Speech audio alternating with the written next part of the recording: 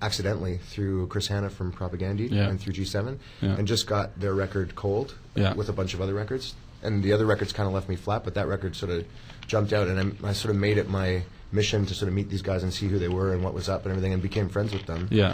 And so then, I was kind of like championing them around Toronto, and like to the point where I was delivering G7 products on the back of my bike, because I was saying to Hannah, like, there's stores here that don't even have your stuff. Like, so I was doing them on consignment from the back of my bike for those guys.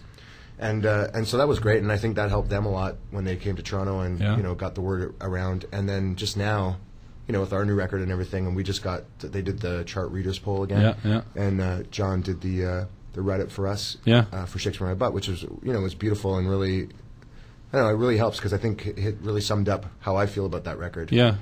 And so, it's great. It goes both ways. And we were always about the idea of community. Yeah. And I always chuckle because people talk about Toronto as a big, cold place. Yeah. But it's got a really vibrant community where musicians really sort of support each other. And that's great. Sing it to the rafters, because you kind of have to. Like, there's nobody else going to do it, Are you touring with an opening act this time, or is it just a different one sort of every time? It's just local. Yeah, we'll be using locals everywhere we go, just because it didn't work out to bring somebody this time. Yeah, so. yeah. We did the last one with the Marble Index. Yeah. That was good. It was just travel-wise, it was a little tight for us. So. Yeah.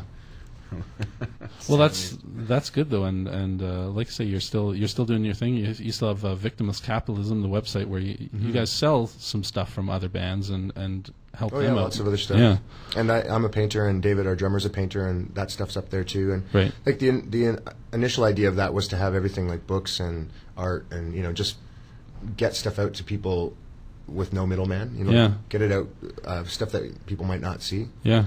And it's been good. I mean, certainly the publishing end of it has been hard. Like, for some reason, our friends that are writers, their publishing companies don't seem to want to jump on. Oh, really? But I don't know what that's about. That's too bad. So what's next? Is there now officially a long-term plan for the band, or are you still just taking it one step at a time, one thing at a time? Yeah, it's still one day at a time. I mean, we never ever, even back in the day, we never had a 5-month plan, let alone a 5-year plan. Like, we only ever looked as far as the record we're on or the next record. And we've certainly got a pro and cons list about going out touring, and it's building, both sides are building, but I mean, the con list is growing pretty huge because it's getting so expensive. Yeah. That there are times that we're thinking, well, can we even afford to that's what throws the lie to the money grab thing, is like, we're out here going like, money grab, like we can barely even afford to do this. So I mean, certainly there's plans to continue, but how that will take shape and what it'll look like is a daily discussion. Well, you're not helping yourselves out tonight. It's only $7 to get in to see it tonight, which I just think is ridiculous, and I think that's terrific that's such a great band I can go and see for $7 at the Pyramid. That's awesome, and there's actually a couple of opening acts, I think. So it should be a great night of entertainment, and you guys, I was really impressed with how the shows have gotten better as time has gone on, because sometimes there are the bands that have been around for a long time that kind of rest on their laurels a bit and maybe don't have the chops that they used to, but you guys seem to be giving it even more than you did back in 91 and 92. I think the reality there is that, and we've talked about this a lot, like our shows back then were sort of out of control, and we probably weren't, I mean, our playing wasn't anywhere near where it is now. I think you and I. But it sort of wasn't about that. It was sort of about the energy, and it was a bit of a circus, right? Because you never knew when it was going to fall apart and what was going on.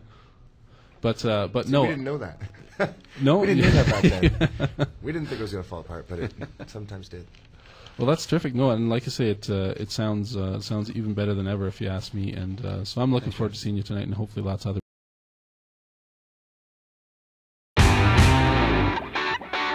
I'm feeling uptight, hungry for the half-light, tasted like a ceasefire, shocks me like a bell wire. A premonition haunts me, mysteriously wants me, my skull so often taunts me, just like a house that haunts me. I'm feeling hard-pressed, breaking into cold sweats, thirsty for a deep breath, plummeting to my death, on a kamikaze mission, a sticky sweet affliction. some sort of kind of fiction, in love with your addiction.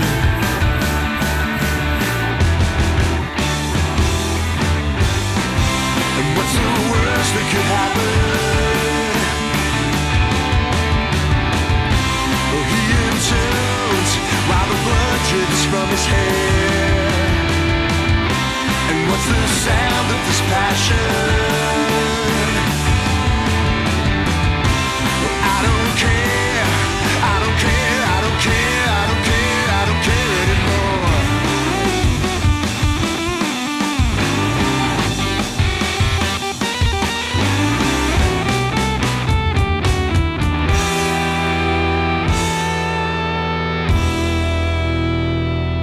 I'm on the short list, I'm the last recidivist.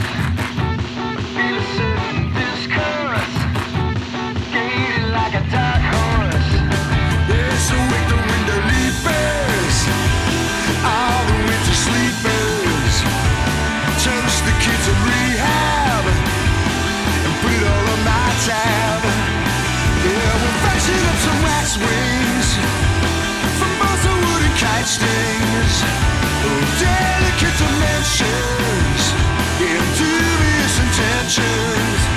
Above the sorrow and the pity, the suburbs of the city, betrayed by every last car.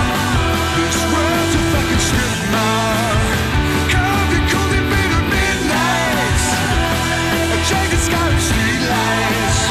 Yeah, we pedal high and far hard, and we wake up in the backyard. We wake up in the backyard. Play some stuff.